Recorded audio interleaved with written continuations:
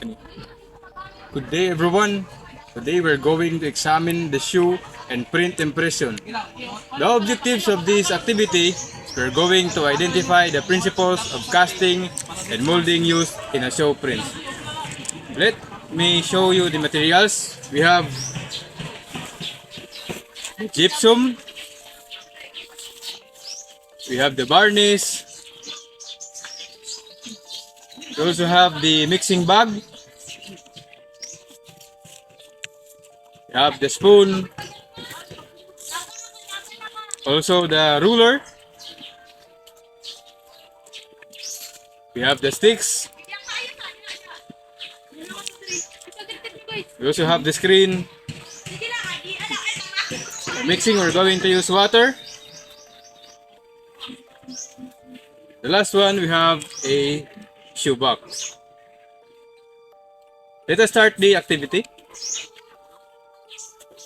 This is the identified shoe we found on the scene. So we will measure the length and width of the shoe to compare if there's any shoe print found.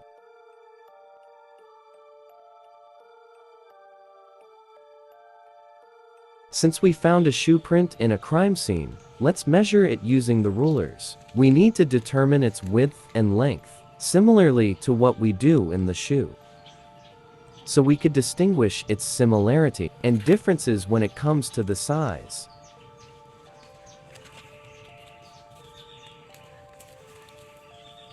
After measuring, we need to spray the print with varnish, then let it dry for a while before putting the mixture of gypsum. We need to put a varnish in the mud to make sure that we could have a good result of shoe print after hardening the gypsum.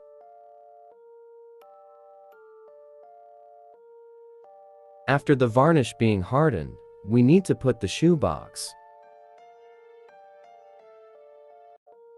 We need also to put a sticks outside the box to keep the structure of the box strong. The purpose of putting the shoe box is to protect the shoe impression and to guide the mixture of gypsum putted inside. After putting the shoe box and the sticks on every side of the shoe print, we need to mix the 1 kilogram of gypsum powder in a mixing bag with sufficient water. We need to dissolve it properly so we can avoid on creating lumps in the mixture, since this lumps can destroy the print that we're going to create.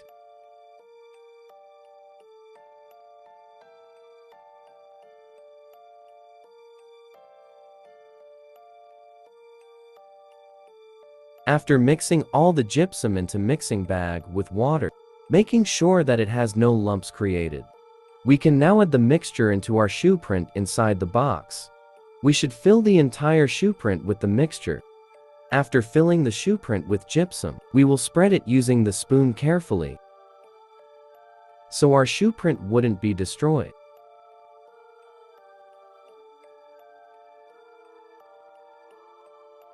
Since we're already done on putting the first layer, we will put a screen in between so it will be strong during casting, then add another layer of gypsum mixture above. We need to spread it around the screen and in every side of the shoe box using the spoon. After spreading the remaining gypsum, we will put the whole structure in direct sunlight to harden it. The structure is already hardened. Now, we need to remove the mud in each side. We need to flip it so we can see if the shoe print are printed into the gypsum.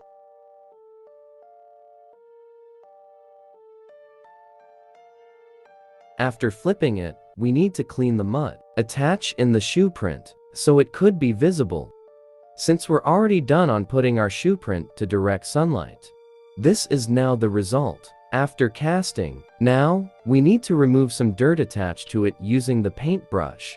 After removing all the dirt attached to our shoe print, we need to spray it with varnish, then let it dry again for a few minutes. After drying, this is now the result of our shoe. After putting the varnish, this is now the final result. We attach the identified shoe to compare it. By using a push pin and a yarn, we can locate easily its similarities. It's also important to measure each sizes, such as length and width, to determine that this shoe is really the shoe used in the crime. Okay, good afternoon. Today we're going to present the casting of impression about the case of attempted murder of the perpetrator, namely Ivan Tagoy, and the victim, namely Dimple Lumadas. So we come up with this laboratory. We identify the moulage. This is the shoe. This is the shoe impression. We are going to show the distinction of its picture and the shoe impression. We have here the identification of the shoe, the brand of the shoe, namely Black Mamba, and also we can see here in the shoe impression, also it determines here that it meets with the impression of the shoe. We have also the unbroken part of the shoes, and also we can see here in the shoe impression, and also we have this very important distinction, is the broken part of the shoe, the diamond broken part of the shoe, which we can also see in the shoe impression. So we come up with this laboratory. We can identify the length of the shoe and the length of the shoe impression. The length of the shoe is 29 centimeters, and the width of the shoe is 12.5 centimeters. Also, we have determined the shoe impression. We have the length of 29 centimeters and the weight of 12.5 centimeters. Also, as the same in the shoe. So, we come up to this laboratory, we will determine the parts of the shoe impression. So, the shoe impression in the shoe matches the investigation which is positive to the shoe and the shoe impression.